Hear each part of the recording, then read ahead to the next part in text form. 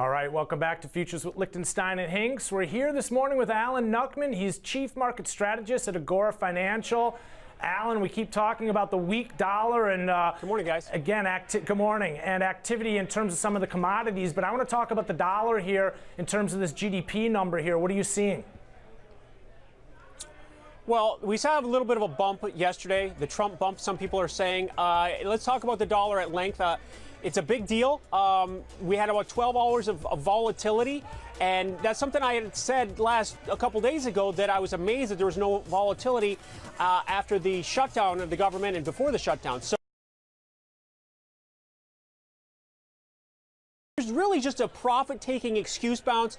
Then people realize that you welcome American president to Europe. They realize that you can't believe what he says, or he doesn't say what he believes. So the overall trend in the dollar is still down. It had some short covering, but now people are using that as another opportunity. The dollar below 90 is continuing to be negative. Alan, a little bit of miss on the GDP number at 2.6%, but it looks like consumer spending at 3.8% is a beat. They were looking for up 3.6. So are we getting a mixed bag here? Is this market just going to pass over this? One good, one a little worse, one a little better? I would think so. It often does. One of the numbers I was looking at, but I've been sitting up here waiting to talk to you guys. I wanted to see where we are with the trade number. They were looking for that to hurt GDP. Some people were talking about 3 consecutive quarters of 3%, but that can knock it down, that trade deficit. So I haven't gone through the numbers, but that is a overhanging concern in the big picture. But other than that, do not fight momentum. It's the momentum not only in the stock market, but look at the momentum that we're seeing in gold, in oil, in the dollar, in the euro currency. Do not fight.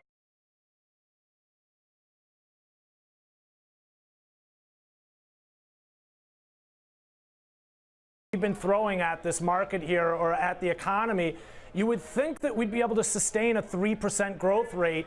I'm curious, with 3% a miss here, coming in below that right now, that would seem like it'd be kind of bearish dollar here again. If we're seeing that slower growth here, then there's less of a need here in theory for us to raise rates.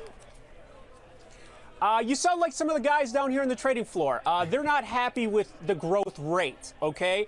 It's still growth. Let's put it in perspective. They're not happy with how fast the market came back from those lows in 2009. So, the rate of the growth can be an issue, I guess, but it is increasing. But for us, I'm not as concerned about the growth rate. I'm concerned about how the market reacts. Price is what I focus on.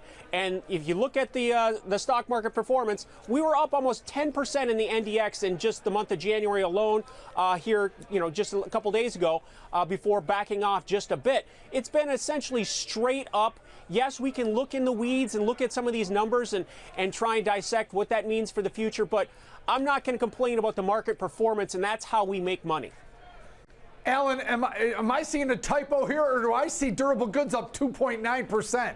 If that's true, that's a massive number out of durable goods. Now, we know that's a volatile number, right? There must have been some airlines in there or something, but to get a 2.9 durable goods, now I know why this market is not selling off on a 2.6 GDP. Because if you get a 2.9 durable goods after last month's number, these are two massive numbers in durable goods. Yeah, and one thing to be concerned about is now we're getting into this washer and dryer trade war. So Is that going to impact durable goods down the line? You get some of these outlying numbers, like we had the housing numbers this week off, and but the markets continue to move along.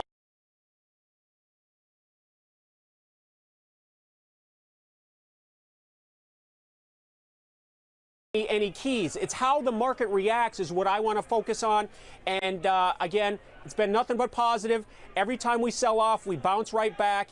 And we're up 1% in the stock market. Stock indexes coming into today for the week, and it's been a pretty wild week, which for a trader is good because that volatility is opportunity. You want the markets to move, and we've had those opportunities this week. Yeah, big time, Alan. The markets are on the move here. Let's just talk about here where they are right now in reaction to this number here. If you take a look, you're going to notice that the ES, the NASDAQ, the Dow, the Russell again here, as we get your durable goods orders released here, as we get GDP, they're still hanging out here for the most part, very limited reaction. I've got the ES, the NASDAQ, the Dow, the Russell charts up here right now. We can see we're hanging them out right near the highs from yesterday. We're up on the day here, basically 1/3% higher here in all these majors here, while the Dow's only up 0.19%, but it was the strongest yesterday.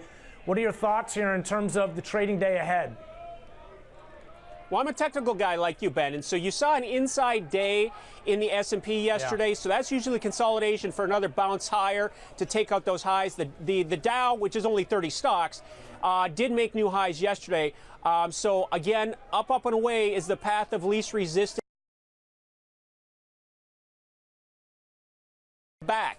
And so I'm focusing here, as you keep talking about, the dollar is a key component. And it's amazing. We talked, I think, last week about it's no secret that Washington, D.C. likes a weak dollar. They just never say it out loud. That's the first time in, I don't know, 20, 30 years that you've seen some people actually say out loud that it's good for trade. You know, they usually talk tough and talk strong dollar. And, you know, that's what the president came out and said yesterday. But nobody actually believes that.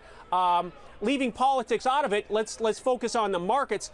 The markets aren't Republican or Democratic, so you know our ideology here is making money. We want to focus on that because having a political argument about any of the policy isn't going to get anybody anywhere. We're here to see what the price is going to do. Alan, let's pivot over to crude oil for a second here and look at the week we've had in crude oil. Pretty volatile week there as well, right? Now we're through our inventory numbers. I thought they were kind of tepid. Now we get to Friday, we'll get some rig counts. So today's, you know, it looks like so far kind of a muted trade. Tell us what you're thinking about crude oil here. Finally got 65. I've been talking about 65 for months and months, and that was the upside target when we traded between 45 and 55 for a year. That was the measured move target. We finally got there, broke out, so that's going to act as a support level down below. Yesterday's action is basically because of the dollar. You saw the unwind in gold and the unwind in crude because of the dollar reversal. That's now been reversed overnight again to resume that overall downward trend. The high in crude yesterday, are you ready for this? 66. 66. I don't know what that means, but I just thought I'd point that out. Alan, it doesn't mean anything. I saw that too, but let's talk more about the high in the Brent contract, which is up above that $71 level. That's what I'm watching here, in addition to some of the other energy markets. Like, for example, you had the RBOB up into a new 2018 high yesterday as well. 1.91, 1.92 area. And then again, recently we've been watching heating oil. It looks like it's into a new 2018 high as well, 2.121. With the dollar weakness here, with the energy markets on the move higher, do you expect to see this continue? Do you think that energies again are really again can continue to fuel higher here? Oh yeah, definitely. Euro stronger, dollar down, energy's up. So crude oil's next target is 70. 70 is the halfway mark of the 114 highs that we had in, I think, 2015 and so before those $26 lows. So that's that key pivot point. So we're not even back to the halfway point of that big drop. So that obviously will lift up the other components of the crude market of heating oil and gasoline. Don't forget about natural gas. Natural gas has rallied to a month high. Now, the front month, February, is going off the board, but it's up at 350. Now, we still have a lot of winter left, believe it or not. It's in 50 degrees here in Chicago today.